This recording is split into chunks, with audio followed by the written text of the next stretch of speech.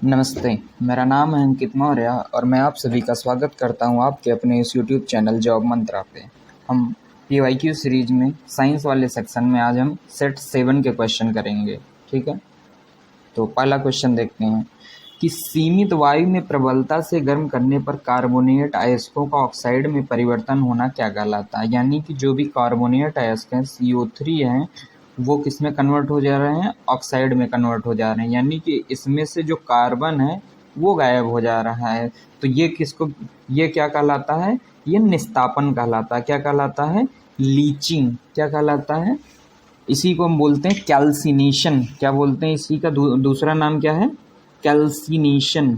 Calcination नाम है इसी का, कैल्सिनेशन नाम है। ठीक है, तो इसका क्या ऑप्शन सही हुआ, निस्तापन सही हुआ। ठीक है, इसमें होता क्या है कि जो भी उसमें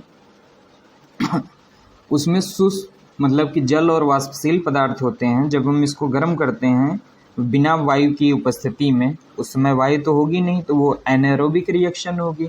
तो उसमें से जो भी जल और वाष्पशील पदार्थ होंगे वो निकल जाएंगे। तो जो अयस्क होगा और होगा वो पोर हो जाएगा और शुष्क हो जाएगा। कैसा हो जाएगा, जब उसमें से वाष्पशील पदार्थ निकल जाएंगे तो वो शुष्क हो जाता है। ठीक है, कभी कभार ये क्वेश्चन भी बन जाता है कि जब निस्तापन की प्रक्रिया पूरी हो जाती है तो और कैसा हो जाता है, तो ये हमको बताना है कि शुष्क और पोरस हो जाता है, यानी संरंध्र सहित हो जाता है। ठीक है, अगला क्वेश्चन देखते हैं। निम्न में से कौन सी ऊष्मा क्षेपीय अभिक्रिया है। यदि आप देखें तो जो ये एक्सोथर्मिक और एंडोथर्मिक रिएक्शन पे हर सेट में एक क्वेश्चन हमको देखने को मिल रहा है। इसमें भी एक्सोथर्मिक रिएक्शन से एक क्वेश्चन आ गया है। तो एक्सोथर्मिक रिएक्शन कहाँ पे देखने को मिलेगी, जहाँ भी डिकम्पोजिशन होगा वहाँ पे आंख मूंद के एक्सोथर्मिक रिएक्शन पे टिक कर देना है। तो डिकम्पोजिशन कहाँ पे हो रहा है, ऑप्शन ए में डिकम्पोजिशन हो रहा है, डिकम्पोजिशन ऑफ वेजिटेबल हो रहा है। तो जो ऑप्शन ए है वो सही हो गया। ठीक है, बाकी के जो 3 ऑप्शन है, पानी का शक्कर में मिलना, पानी को चिकनी मिट्टी में मिलाना, साधारण नमक का पानी में मिलना, ये जो तीनों ऑप्शन है ये एंडोथर्मिक रिएक्शन के एग्जाम्पल हैं। ठीक है, जहां भी आपको डिकम्पोजिशन का दिखे वो वहां पे आपको सीधे सीधे टिक कर देना है कि एक्सोथर्मिक रिएक्शन। यहाँ पे होगा तो बॉन्ड टूटेगा तो सीधा सीधा क्या है कि वहां से जो हीट होगी, हीट जनरेट होगी तो वो एक्सोथर्मिक रिएक्शन होगी। ठीक है, स्टोमेटा द्वारा जल निष्कासन जलवाष्प के रूप में होता है तो उसको क्या बोलते हैं, ये हमने पिछली क्लास में देखा था। जैसे जो पत्तियां होती हैं, ठीक है, पत्तियों पे संरंध्र पाए जाते हैं। ठीक है, यहाँ पे ऐसे ऐसे कई सारे रंध्र पाए जाते हैं। इन रंध्र में से जो जल का निष्कासन होता है उसको बोलते हैं वाष्पोत्सर्जन। क्या बोलते हैं, ट्रांसपाइरेशन। जो इसका एक्चुअल नाम होता है वो होता है ट्रांसपाइरेशन, यानी कि वाष्पोत्सर्जन होता है। और वाष्पीकरण क्या प्रक्रिया होती है, वाष्पीकरण की प्रक्रिया क्या होती है कि जो भी लिक्विड है, लिक्विड का गैस में कन्वर्ट हो जाना क्या कहलाता है, इवेपोरेशन कहलाता है। ठीक है, यहाँ पे हमारा क्या सही होगा, वाष्पोत्सर्जन। इसमें और इसमें कंफ्यूज नहीं होइएगा कि वाष्पीकरण और वाष्पोत्सर्जन क्या होता है। वाष्पोत्सर्जन ये कहाँ पे होता है, पत्तियों में होता है। ठीक है, और वाष्पीकरण की प्रक्रिया ये कहीं भी हो सकती है। ठीक है, कौन सा पीएच सीमा मीठे पानी में रहने वाले पौधों और जीवों के लिए उपयुक्त है। इसमें कह रहा है कि मीठे पानी में रहने वाले, यानी कि जो न्यूट्रल होगा, वही न्यूट्रल कितने पे होता है, जहाँ पे पीएच की वैल्यू 7 होती है, यानी कि 7 के आसपास, 7 से थोड़ा कम और 7 से थोड़ा ज़्यादा, वहाँ पे लगभग ना तो वो एसिडिक होगा ना तो बेसिक मीडियम होगा, तो वहाँ पे बेस्ट होगा जीवन इनके लिए। ठीक है, मीठे पानी में रहने वाले पौधों और जीवों के लिए। तो ऐसा कौन सा ऑप्शन दिख रहा है, 7 से थोड़ा कम यानी कि 6.5 और 7 से थोड़ा ज़्यादा यानी कि 7.5, यानी कि इसका क्या सही हो गया, ऑप्शन ए सही हो गया। ठीक है, अगला क्वेश्चन देखते हैं। किसी परिवेश में एक से दूसरे पौष्टिकता स्तर में स्थानांतरित करने हेतु 10% ऊर्जा किस प्रकार उपलब्ध होती है। जो लिंडेन का 10% रूल था वो क्या था कि जैसे पोषण के विभिन्न स्तर हैं, ये उत्पादक स्तर, ये उपभोक्ता स्तर पहला है, ये उपभोक्ता स्तर द्वितीय है। ये क्या है, उत्पादक स्तर है, उत्पादक का स्तर है, ये पहला उपभोक्ता है, ये सेकंड उपभोक्ता है। ये क्या है, पहला उपभोक्ता को क्या बोलते हैं, शाकाहारी बोलते हैं, द्वितीय उपभोक्ता को क्या बोलते हैं, ये क्या होते हैं, मांसाहारी होते हैं, है ना। तो जब उत्पादक के पास यदि 100 यूनिट ऊर्जा है तो इसमें से सिर्फ 10 यूनिट ही इसको ट्रांसफ़र होगी, यानी कि इसका 10% ट्रांसफ़र होगा, तो यानी कि सिर्फ इसको 10 ही मिलेगा। बाकी जो 90 यूनिट है वो खो जाएगा कहीं पे, वो वायुमंडल में गायब हो जाएगी। और जो जब फिर पहले से दूसरे माले में स्तर में जब ट्रांसफ़र होगा तो यहाँ भी सिर्फ मात्र इसको 10% ट्रांसफ़र होगा, यानी कि मात्र 1 यूनिट मिलेगा। इसका जो 9 यूनिट होगा वो वायुमंडल में गायब हो जाएगा। तो ये जो एक स्तर से दूसरे स्तर पर ये ऊर्जा मिल रही है, ये किस फॉर्म में मिलती है, ये मिलती है केमिकल एनर्जी के फॉर्म में। किस फॉर्म में मिलती है, केमिकल एनर्जी, यानी कि ऑप्शन डी सही है। क्या है इसका सही ऑप्शन, ऑप्शन डी। एक स्तर से दूसरे स्तर में जब ऊर्जा का ट्रांसफर होता है तो किस फॉर्म में एनर्जी मिलती है, केमिकल एनर्जी के फॉर्म में मिलती है। हाइड्रोजन की परमाणु संख्या क्या होती है, हाइड्रोजन के परमाणु संख्या क्या होती है। जब हम पीरियोडिक टेबल में देखते हैं तो पहला ही एटम तो हाइड्रोजन है, पहला एटम हाइड्रोजन है, तो यानी कि इसका जो एटॉमिक नंबर है वो 1 है। एटॉमिक नंबर कितना है, 1 है, यानी कि ऑप्शन ए सही हो गया। ठीक है, आप देखें हर सेट में पीरियोडिक टेबल से 1-2 क्वेश्चन आपको देखने को मिल ही जा रहे हैं। तो यानी कि यदि आप पीरियोडिक टेबल अच्छे से करेंगे तो आपको हर सेट में क्वेश्चन मिलेगा ही मिलेगा। ठीक है, न्यूट्रॉन क्या है, देखिए न्यूट्रॉन कोई भी एक एटम है, ठीक है, एटम के जो सेंटर है वहाँ पे न्यूट्रॉन और प्रोटॉन होते हैं, इलेक्ट्रॉन चारों ओर चक्कर लगा रहे होते हैं। ठीक है, इलेक्ट्रॉन चारों ओर चक्कर लगा रहे होते हैं। जो इलेक्ट्रॉन होता है वो निगेटिवली चार्ज होता है और प्रोटॉन पॉजिटिव चार्ज होता है। और जो न्यूट्रॉन है, न्यूट्रॉन क्या होता है, न्यूट्रल होता है। तो पहली बात तो हमको पता चल गया क्या, न्यूट्रॉन एक न्यूट्रल होता है। लेकिन जब हमने आपको बताया था कि जब आप क्या निकालते हैं, एटॉमिक मास निकालते हैं। एटॉमिक मास कैसे निकालते हैं, number of n plus number of p, यानी कि प्रोटॉन के नंबर और न्यूट्रॉन के नंबर को जोड़ते हैं। यानी कि न्यूट्रॉन में कुछ मास है तभी तो आप उसको ऐड कर रहे हैं। तो यानी कि इसका क्या आंसर हो गया कि वो उसमें आवेश रहित, यानी कि न्यूट्रल है और उसमें द्रव्यमान भी होता है। तो इसका क्या ऑप्शन सही हुआ, ऑप्शन बी सही हुआ कि वो न्यूट्रल तो है लेकिन उसमें द्रव्यमान भी है। ठीक है, तो इसका क्या ऑप्शन सही हुआ, ऑप्शन बी सही हो गया। ठीक है, अगला क्वेश्चन देखते हैं। उच्च स्तर पर बढ़ती मात्रा में गैर जैव निम्नीकरण कीटनाशकों के संचय को कहा जाता है।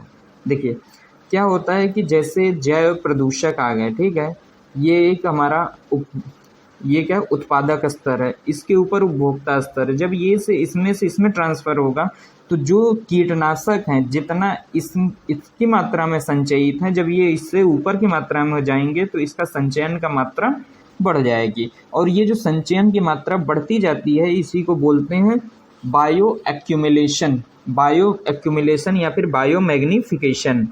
तो क्या हो गया इसका सही आंसर, जैव आवर्धन। इसी को बोला जाता है क्या, बायो मैग्निफिकेशन बोलते हैं। ठीक है, अगला क्वेश्चन देखते हैं। पौधों की जड़ों को जल की प्रक्रिया को क्या कहते हैं। देखिए समझिए कि ये एक पेड़ है, ठीक है, अब यहाँ पे इसकी कुछ जड़ें होंगी, यहाँ से वो पानी को एब्जॉर्ब करके ये इसको ऊपर पत्तियों में पहुँचाएगा, है ना। तो यानी कि जो जल है, जल को ऊपर उठा रहा है, जल का ऊपर ले जाना ही क्या कहलाता है, आवर्तन। हिंदी में इसी को क्या बोलते हैं, आवर्तन। यानी कि जल का क्या हो जा रहा है, आवर्तन हो जा रहा है। तो इसका क्या ऑप्शन सही हो गया, ऑप्शन सी सही हो गया। इसी को बोलते हैं हाइड्रोट्रोपिज्म। क्या बोलते हैं इसी को, हाइड्रोट्रोपिज्म, यानी कि ऑप्शन सी सही हो गया। अगला क्वेश्चन देखते हैं। वायुतक एक महत्वपूर्ण कार्य है। वायुतक को इंग्लिश में बोलते हैं एरेनकाइमा। क्या बोलते हैं, वायुतक का इंग्लिश में नाम होता है एरेनकाइमा। ठीक है, एरेनकाइमा क्या काम होता है, देखिए जो जल में रहने वाले पेड़ पौधे होते हैं उनकी जो पत्तियां, समझिए कि ये जल है, यहाँ पे एक पत्ती ऐसे है, ठीक है, तो इसको भी तो मतलब कि ऑक्सीजन की ज़रूरत है, नाइट्रोजन की ज़रूरत है, सबकी ज़रूरत है। तो यानी कि जो गैसेज उपलब्ध हैं हमें वायुमंडल में उनका ट्रांसफ़र यहाँ पे होना चाहिए, विसरण यहाँ पे होना ज़रूरी है। तो ये किसके थ्रू होगा, ये एयर किसके थ्रू ये होता है, एरिन काइमा के थ्रू, यानी कि वायतक के थ्रू। तो ये इसका क्या ऑप्शन सही हो गया, ये जल धारक यानी कि जो हाइड्रोफाइट्स होते हैं, ऑप्शन ए, यानी कि ये जो हाइड्रोफाइट होते हैं, जल धारक को हम क्या बोलते हैं, हाइड्रोफाइट्स होते हैं, ये उसके लिए यूजफुल होते हैं। ठीक है, ये किसके महत्वपूर्ण कार्य होते हैं, हाइड्रोफाइट्स के, यानी कि ऑप्शन ए सही हो गया। ठीक है, वायुतक कहाँ होता है, ये जो हाइड्रोफाइट्स यानी कि जल में रहने वाले जो पेड़ पौधे होते हैं उनमें होता है। ठीक है, पौध संरचना में कौन सा समूह फूल उत्पन्न करता है। देखिए, जो प्लांट स्ट्रक्चर है, जो प्लांट किंगडम है, प्लांट किंगडम में दो तरह के वो होते हैं, एक होता है एंजियो आवृत बीजी और एक होता है अनावृत बीजी। एक होता है आवृत बीजी है, अनावृत बीजी। दो तरह के प्लांट किंगडम को हम बांटते हैं, अनावृत बीजी। तो जो आवृत बीजी होते हैं सिर्फ उसी में ही फूल उत्पन्न होते हैं, बाकी जो अनावृत बीजी उसमें तो फूल उत्पन्न नहीं होते हैं। तो इसका क्या ऑप्शन सही हुआ, ऑप्शन ए सही हुआ। क्या, ऑप्शन ए सही हुआ। द्रव जो विभिन्न स्तर बनाते हैं और मिश्रित नहीं होते हैं, यानी कि जैसे एक गिलास में हम लोग क्या ले लें, तेल और पानी ले लें। जब हम इसको डालेंगे तो जो पानी होगा वो नीचे की ओर बैठ जाएगा और जो तेल होगा इस पानी के ऊपर तैरने लग जाएगा। क्यों, क्योंकि जो तेल का डेंसिटी होता है यानी कि रो पानी की डेंसिटी से कम होता है, इसलिए ऊपर ही तैरेगा। अब ये दोनों मिक्स नहीं होंगे तो क्या होंगे, ये इमिसिबल यानी कि मिश्रणीय, अमिश्रणीय द्रव हैं। क्या है, इमिसिबल लिक्विड्स हैं। ठीक है, ऊतक जो पेड़ पौधों में भोजन पहुंचाने में मदद करता है। देखिए, इसको ध्यान से देखिएगा, यहाँ पे जो ये ट्रांसपोर्ट का काम करते हैं प्लांट में, ये दो चीज़ें करते हैं, एक करता है जाइलम और एक करता है फ्लोएम। जो जाइलम होता है, देखिए जाइलम से क्या हम जल समझ पा रहे हैं, जल। फ्लोएम का क्या मतलब होता है, फ यानी कि फूड। ठीक है, यानी कि फ्लोएम का क्या काम होता है, फूड का ट्रांसपोर्टेशन करना, और जाइलम का क्या काम होता है, जल का ट्रांसफर करना। तो यानी कि इसमें क्वेश्चन क्या पूछा है, भोजन पहुंचाने में यानी कि फूड पहुंचाने में, तो यानी कि फ यानी कि फ्लोएम, यानी कि इसका क्या ऑप्शन सही हो गया, बी सही हो गया। यदि पूछता जल यानी कि यानी जल से क्या हो गया, जाइलम होता है उसका आंसर। ठीक है, लेकिन यहाँ पे पूछा है भोजन यानी फूड यानी फ यानी फ्लोएम। ठीक है, ये निमोनिक टेक्निक्स होती हैं, ताकि जो जहाँ पे कन्फ्यूजन वाले पॉइंट होते हैं, आप ऐसे निमोनिक टेक्निक यदि आप यूज करेंगे तो आपको क्वेश्चन करने में बहुत आसानी होगी। ठीक है, कार्बन विभिन्न तरह के यौगिक बनाने में सक्षम है, ऐसा मुख्यतः किस कारण से होता है। देखिए, जब कार्बन का आप देखेंगे तो कार्बन 4 बॉन्ड बनाना इसके लिए पॉसिबल होता है, 1 2 3 ऐसे बॉन्ड होते हैं। ठीक है, ये क्या होता है कि इसका जो बॉन्डिंग, ये जो मतलब कि इसको क्या बोलते हैं, टेट्रावैलेंसी यानी कि चतुष्कोणीयता। इसको क्या बोलते हैं, चतुष्कोणीयता। इसमें देखिए 1 2 3 4 बॉन्ड एंगल बन रहे हैं। ठीक है, तो ये क्या करता है कि इसी के कारण इसमें यौगिक बनाने की क्षमता बहुत ज़्यादा होती है। कार्बन इतने ज़्यादा कंपाउंड बनाता है कि इसके लिए केमिस्ट्री में एक अलग ब्रांच ही है। कौन सी ब्रांच है, ऑर्गेनिक केमिस्ट्री। उसको हम लोग एक अलग ही पढ़ते हैं, यानी कि पूरा इनऑर्गेनिक एक तरफ और पूरा ऑर्गेनिक केमिस्ट्री एक तरफ, यानी कि एक सिंगल कार्बन इतने ज़्यादा कंपाउंड बना दे रहा है कि उसके लिए हमको एक अलग से ब्रांच बनानी पड़ जा रही है केमिस्ट्री की। ठीक है, ये किसकी वजह से होता है, क्योंकि ये टेट्रावैलेंट होता है और ये चेन फॉर्म कर सकता है। क्या कर सकता है, चेन फॉर्म कर सकता है, इसी को बोलते हैं श्रृंखलन। तो ये दोनों ऑप्शन कहाँ उपलब्ध हैं, ऑप्शन डी में उपलब्ध हैं। ठीक है, इसकी चतुष्कोणीयता और श्रृंखलता की वजह से। ठीक है, परमाणु का आकार पद का अर्थ क्या होता है। परमाणु का आकार, जैसे देखिए ये एक एटम है। ठीक है, ये एक उसका सेंटर हो गया। ठीक है, और ये उसके बाहर की ओर, यहाँ पे क्या है कि जो सेंटर में होगा न्यूट्रॉन होगा और प्रोटॉन होगा, और इसके बाहर की ओर इलेक्ट्रॉन चक्कर लगा रहे होंगे। ठीक है, तो जौन सी कक्षा में ये इलेक्ट्रॉन चक्कर लगा रहा होगा, हम इसके सेंटर से क्या करेंगे, ये जहाँ पे ये चक्कर लगा रहा होगा इसके बीच के डिस्टेंस को ही क्या बोल देते हैं, एटॉमिक साइज। ये जो एटॉमिक साइज हुआ यानी कि ये क्या है, रेडियस ही तो है। रेडियस को क्या बोलते हैं, अर्धव्यास, यानी कि डायमीटर का आधा। क्या बोलते हैं, डायमीटर का आधा। तो यानी कि परमाणु का जो अर्ध व्यास होता है यानी रेडियस ऑफ एटम, यही क्या हो जाता है, परमाणु का आकार हो जाता है। ठीक है, अगला क्वेश्चन देखते हैं। सांद्र नाइट्रिक अम्ल किसका उदाहरण है? सांद्र नाइट्रिक अम्ल यानी कि क्या है, HNO3। HNO3 यानी कि ये किस फॉर्म में, कंसंट्रेटेड, यानी कि सांद्र यानी कंसंट्रेटेड। जब ये कंसंट्रेटेड फॉर्म में होता है तो ये स्ट्रॉन्ग ऑक्सीडाइजर होता है, यानी ऑक्सीडाइजिंग एजेंट होता है। ये क्या होता है, स्ट्रॉन्ग ऑक्सीडाइजर या स्ट्रॉन्ग ऑक्सीडाइजिंग एजेंट होता है। तो यानी कि इसका क्या ऑप्शन सही होगा, ऑप्शन ए सही हो गया। ठीक है, ये क्या होता है, स्ट्रॉन्ग ऑक्सीडाइजिंग एजेंट होता है। ठीक है, फोटोस्टेट मशीन में निम्न में से किस सिद्धांत पे काम करता है? देखिए, जो फोटोस्टेट वाली मशीन है, इसमें एक धातु यूज करते हैं। इसमें इस धातु को बोलते हैं सेलेनियम। क्या बोलते हैं, सेलेनियम।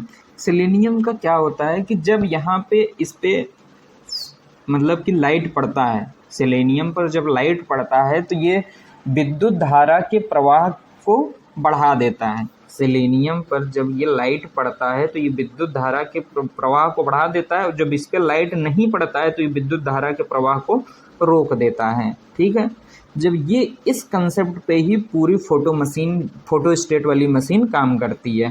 तो यानी कि जो ये विद्युत धारा को ले आने के ही जो वो है, उसी कंसेप्ट भी ये पूरा बेस्ड होता है। यानी कि ये जो इलेक्ट्रोस्टैटिक इमेजिंग है ये इसी पे बेस्ड होता है, यानी विद्युत स्थैतिक छवि बनाने के लिए जो वो कंसेप्ट यूज होता है, इसी पे ही फोटोस्टेट मशीन काम करती है। ठीक है, इसका क्या ऑप्शन सही हो गया, ऑप्शन सी सही हो गया।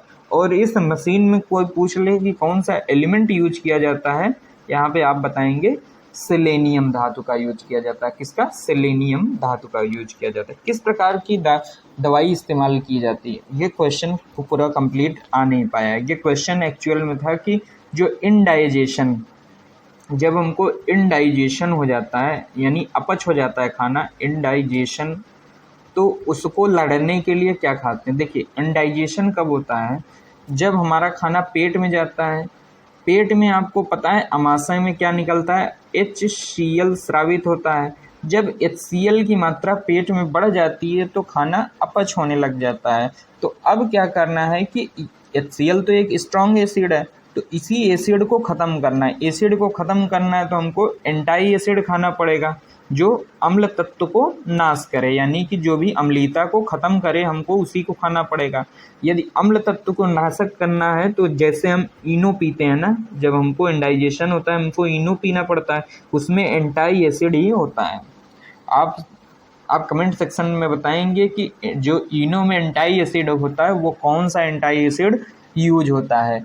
ये भी क्वेश्चन कई एग्जामों में पूछा गया है, हो सकता है इसमें भी आ जाए। ठीक है, तो आप क्या कमेंट करेंगे कि इनो में कौन सा टाइप का एंटाई एसिड पाया जाता है। ठीक है, चूना, चाक और संगमरमर किसके विभिन्न रूप हैं? देखिए, क्या होता है कि इन तीनों का ही जो केमिकल फार्मूला वो होता है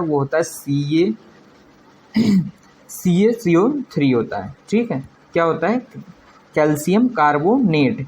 कैल्शियम कार्बोनेट को कोई डिफरेंट टेम्परेचर प्रेशर में रखने पर ही चूना बन जाता है, उसी का चाक बन जाता है, उसी का मार्बल यानी संगमरमर बन जाता है। लेकिन इसका केमिकल कंपोजिशन एक ही है, CaCO3। ठीक है, तो इसका क्या ऑप्शन सही हुआ, ऑप्शन डी सही हुआ। ठीक है, श्वसन किसका उदाहरण है? श्वसन यानी रिस्पायरेशन। श्वसन किसका उदाहरण? देखिए, जब हम सांस लेते हैं तो उसमें O2 अंदर जाता है, O2 जाते जाते अंत में किस में पहुंचता है, सेल में। सेल में जो यह माइटोकॉन्ड्रिया होता है, इसी को बोलते हैं हम ऊर्जा घर। ये क्या बोलता है, O2 से मिला करके हमको ATP बनाता है। ATP बनाता है यानी ऊर्जा का निर्माण होता है। जब ऊर्जा निकलेगी तो ऊर्जा मुक्त होगी तो यही क्या होगी, एक्सोथर्मिक रिएक्शन होगी। मैंने तभी भी आपको बताया था कि जहाँ पे भी डिकम्पोजिशन होगा और श्वसन होगा, उन दोनों प्रक्रिया में क्या होगा, वो एक्सोथर्मिक होगा, यानी कि एनर्जी रिलीजिंग रिएक्शन होगी। क्या होगी, एनर्जी रिलीजिंग रिएक्शन, यानी कि इसी को क्या बोल सकते हैं हम, एक्सोथर्मिक रिएक्शन। देखिए, एक सेट में 2 क्वेश्चन आ गया एक्सोथर्मिक और एंडोथर्मिक के कंसेप्ट पे। तो ये सब सदाबहार टॉपिक हैं आर ओ के लिए। तो इससे आपको क्वेश्चन 1-2 देखने को मिलेगा ही मिलेगा, ठीक है। इसका क्या आंसर हुआ? Energy releasing reaction.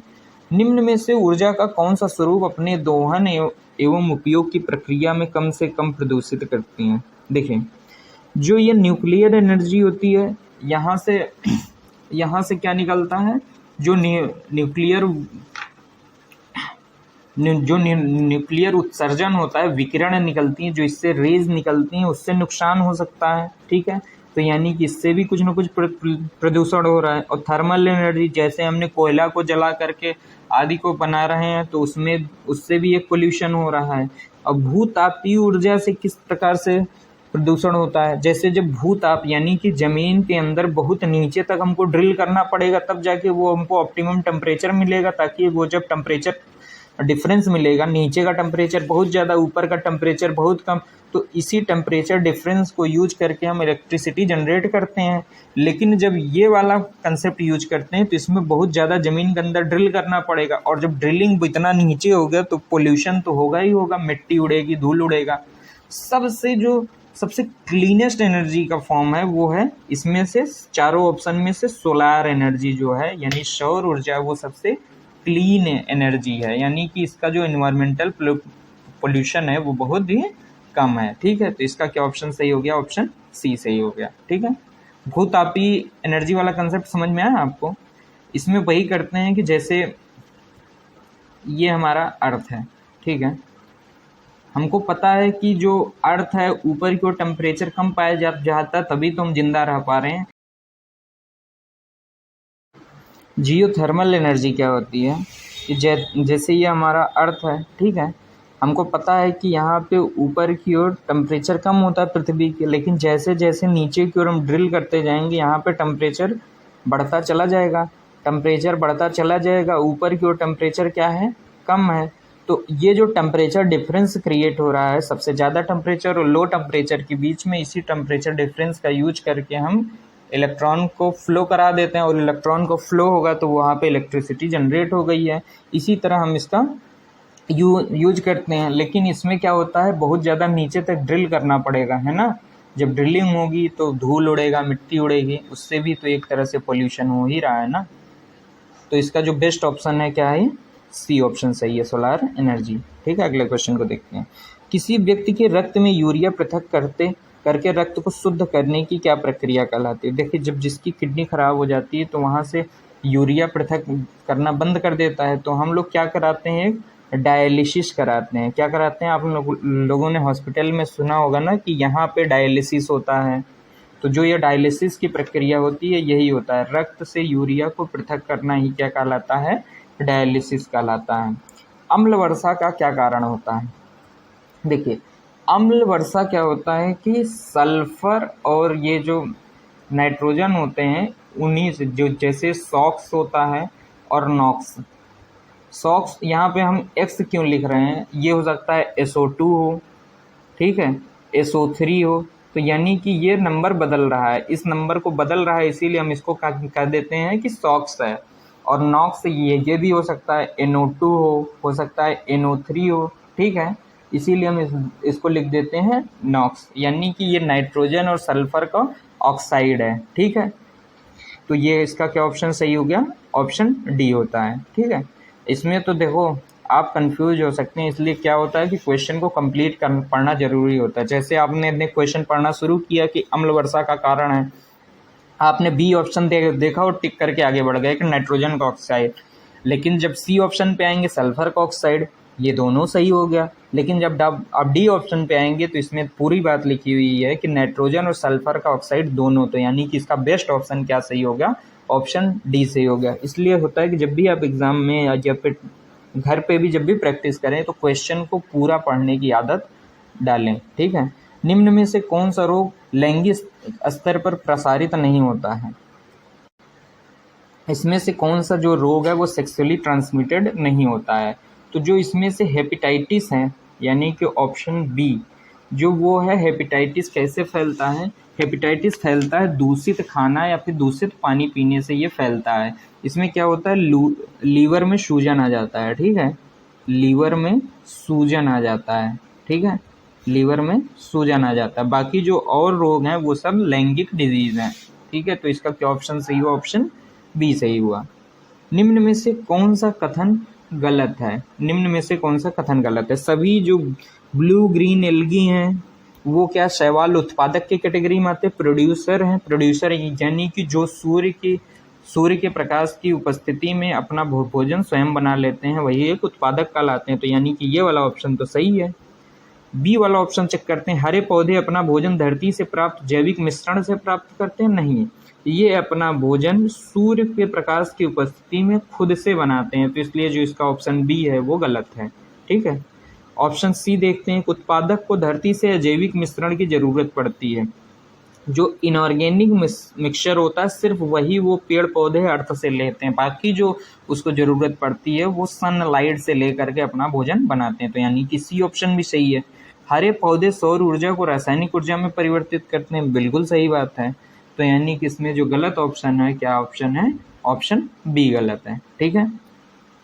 I hope आपको सारे क्वेश्चन अच्छे से समझ में आए होंगे, ठीक है। चलिए चलते हैं, थैंक यू।